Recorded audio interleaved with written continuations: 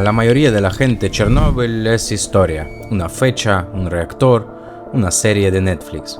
Para mí, es este papel. Este es mi carné oficial de niño de Chernóbil. Por ser exacto, es su copia impresa, pero aquí son mis datos personales. Lo emitió el Estado soviético. Y dice en blanco y negro que yo soy una consecuencia oficial de la mayor catástrofe nuclear de la historia. El problema es que yo nací en 1995, 9 años después de la explosión. Chernóbil no terminó el 26 de abril de 1986. Llegó hasta mi ciudad, antes llamado Kuznetsovsk, a 200 kilómetros de la central.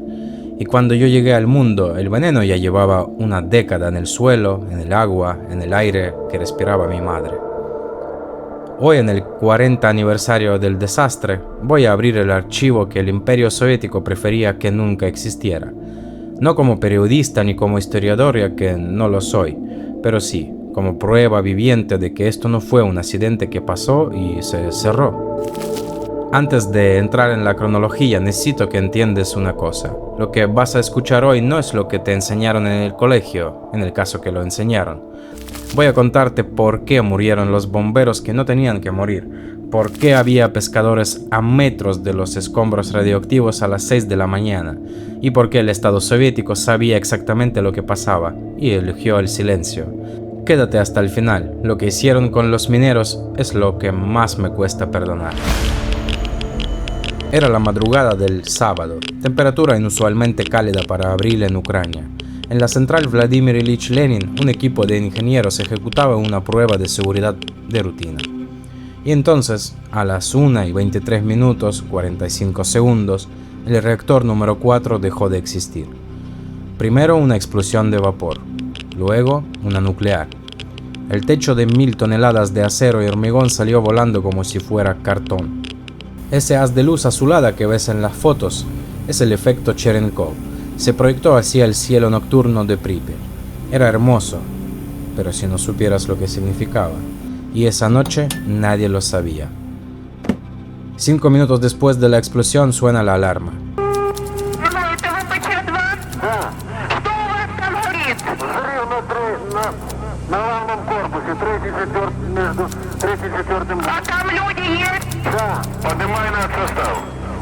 El teniente Vladimir Pravik, 23 años, lidera el primer equipo. Quiero que te fijas en un detalle. Pravik y sus hombres no llevaban trajes de protección radiológica, no porque los hubieran olvidado, es que no los tenían. Llevaban uniformes de lona, botas de goma y cascos de metal. Para ellos era un incendio clase C, un incendio en un techo industrial. Lo que no sabían, lo que nadie les dijo, es que el suelo que pisaban no era escombro, eran trozos de grafito altamente radioactivo escupidos directamente desde el núcleo del reactor. El betún del techo se había derretido por el calor, sus botas se quedaban pegadas mientras caminaban, y en sus bocas empezaron a notar un sabor metálico, como monedas de cobre masticadas. Eso es lo que se siente el cuerpo cuando la radiación lo atraviesa a niveles letales. Mientras tanto, en el interior de la planta, los directivos Anatoly Dyatlov y Viktor Bryukhanov miraban sus dosímetros. Marcaban el máximo de la escala, bloqueados. Ellos decidieron asumir que los instrumentos estaban rotos, que el reactor estaba intacto. Esa decisión mató a los bomberos que estaban en el techo, porque nadie les ordenó retirarse.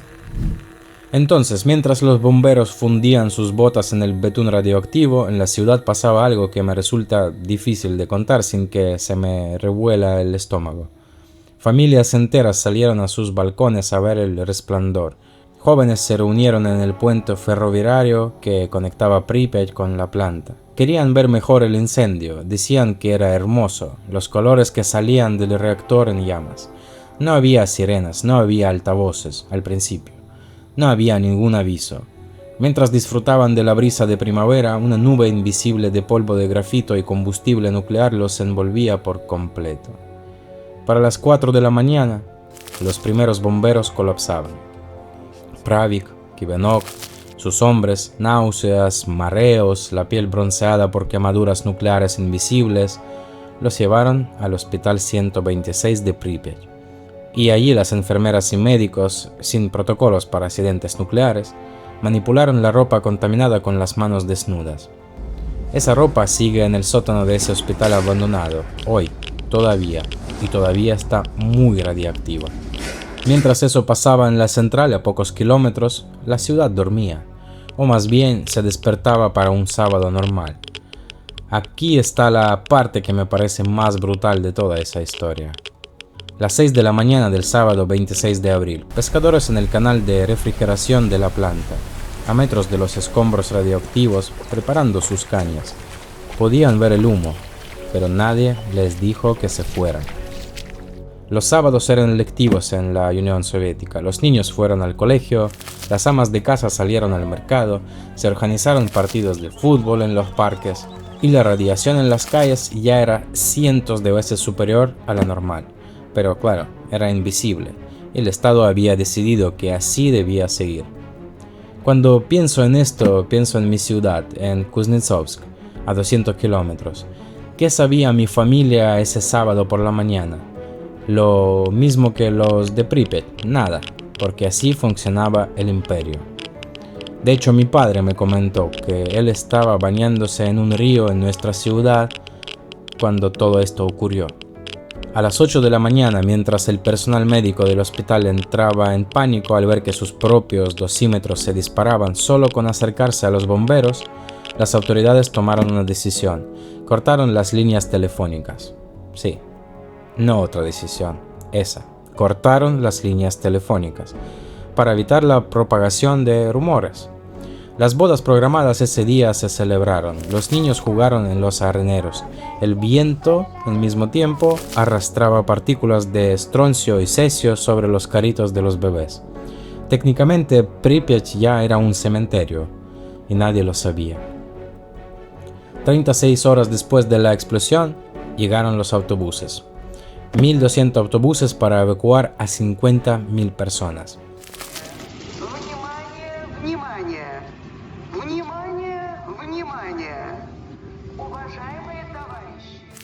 Por los altavoces de la ciudad se anunció evacuación temporal de 3 días. Lleven solo lo esencial, no lleven mascotas. La gente dejó la comida en las mesas, los juguetes en el suelo, las mascotas encerradas en los apartamentos. Nadie volvería. El secreto soviético se rompió en Suecia. El lunes 28 de abril, en la central nuclear de Forsmark, a más de 1000 kilómetros de Chernóbil, las alarmas de radiación suenan cuando un trabajador entra por la mañana.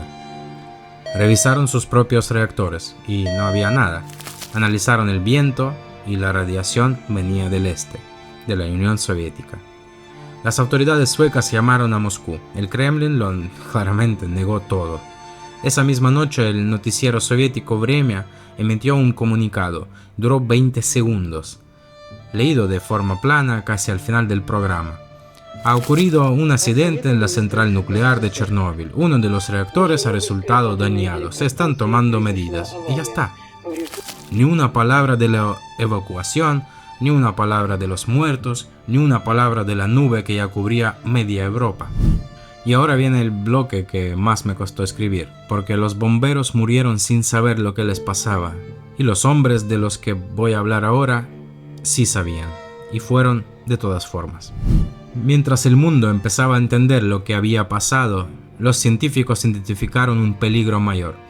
El núcleo fundido, llamado corium, estaba perforando el suelo de hormigón. Si llegaba a las piscinas de agua bajo el reactor, ocurriría una explosión de vapor térmica. Y de hecho los cálculos eran claros, habrían borrado del mapa Kiev y Minsk. Gran parte de Europa habría sido inhabitable durante siglos. Y ahí aparecen 3 hombres. Estos 3 hombres se ofrecieron voluntarios para impedirlo. Alexei Ananenko, Valery Bespalov y Boris Baranov, equipados con trajes de buceo viejos y linternas que fallaban. Entraron en los sótanos inundados bajo el reactor. En la oscuridad total, palpando las tuberías con las manos, encontraron las válvulas y las abrieron. Salieron con vida. Europa no lo sabe, pero les debe todo. Y aquí viene el bloque que os he prometido sobre los mineros. Para evitar que el corium llegara a las aguas subterráneas, reclutaron a 400 mineros de carbón de Tula. Su misión, cavar un túnel de 150 metros bajo el reactor para instalar un sistema de refrigeración. Trabajaban en turnos de 3 horas a 50 grados bajo tierra, sin ventilación porque no querían inhalar polvo radioactivo y muchos completamente desnudos por el calor insoportable. Se les dijo que su trabajo era vital. Se estima que 1 de cada 4 murió antes de los 40 años. Y el sistema de refrigeración que instalaron nunca se llegó a encender. Su sacrificio fue, en gran parte, burocrático. Alguien necesitaba demostrar que se estaba haciendo algo, y ellos pagaron con sus vidas esa demostración.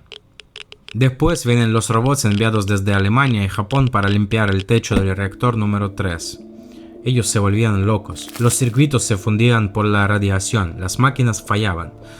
Solución soviética: si las máquinas no pueden, usamos hombres. Los llamaron biorobots. 3.000 soldados jóvenes.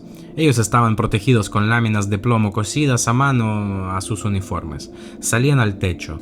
Tenían entre 60 y 90 segundos para lanzar una sola palada de escombros de grafito al cráter. Ese minuto y medio era la dosis de radiación de toda una vida. Cuando bajaban les daban un diploma y 100 rublos. En términos actuales, algo así como 5.000 euros en poder adquisitivo de la época. Un diploma y 5.000 euros por tu salud para el resto de tu vida. En agosto de 1986 comenzó la construcción del sarcófago. 400.000 metros cúbicos de hormigón, 7.000 toneladas de acero. No se podía construir de forma tradicional porque los obreros morirían en minutos. Así que habían grúas a control remoto y ensamblaje a distancia. Los soldadores que sellaron las juntas finales sabían lo que hacían y estaban construyendo su propio mausoleo. El 30 de noviembre de 1986 la obra terminó. Chernóbil estaba, entre comillas, bajo control. Pero mientras tanto, dentro del sarcófago, el núcleo seguía ardiendo, transformando en una masa de lava vítrea conocida como la pata de elefante, el objeto más peligroso del planeta Tierra. Y hoy sigue ahí, de hecho. En julio de 1987 el Estado necesitaba culpables. El juicio se celebró en Chernóbil, ciudad casi vacía. Claro, ¿por qué? Para evitar la prensa internacional. Entonces condenaron a Brukhanov, a Fomin y a Dyatlov, 10 años de trabajos forzados. Lo que el juicio nunca dijo, lo que el Estado soviético ocultó, es que los reactores tenían un fallo de diseño crítico conocido. Las barras de control, en lugar de detener la reacción al insertarse, la aceleraban durante los primeros segundos. Y lo sabían, y no lo cambiaron porque habría sido admitir que el orgullo tecnológico soviético era defectuoso. Muchos historiadores coinciden hoy. Chernóbil fue el verdadero detonante de la caída de la Unión Soviética 4 años después. Por primera vez, el ciudadano soviético entendió que su gobierno podía mentirle sobre su propia supervivencia. Gorbachev, de hecho, lo admitió años más tarde. Hoy, la zona de exclusión es un laboratorio involuntario, sin humanos, pero los lobos han vuelto o los caballos de Przhevalsky pastan en los campos. La naturaleza reclama lo que fue suyo. Pero en ciertas zonas la radiación sigue siendo letal. En 2016 instalaron el nuevo sarcófago, el arco de confinamiento seguro, la estructura móvil más grande del mundo, diseñada para durar 100 años. Después de esos 100 años, nadie sabe qué pasará. Yo nací en 1995 en Kuznetsovsk, a 200 kilómetros de ese reactor. El Estado soviético, que ya estaba desmoronándose, tuvo que reconocer que el desastre había llegado hasta mi ciudad. Por eso existe este carné. Es la prueba de que Chernóbil no fue un evento puntual, geográficamente limitado. Fue una herida que se extendió durante años, décadas, que alcanzó a personas que aún no habían nacido cuando ocurrió la explosión.